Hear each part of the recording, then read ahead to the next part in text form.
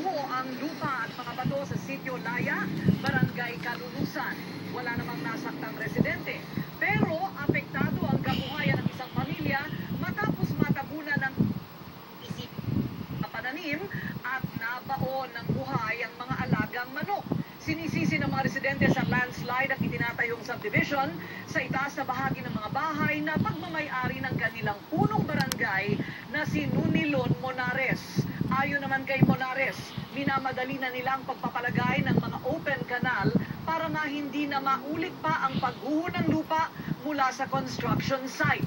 Samantala, sa Santa Ana, Cagayan, na-stranded naman ang 18 pasahero matapos pagbawalan ng Coast Guard na maglayag ang cargo passenger vessel na MB Babilin o Bibilin.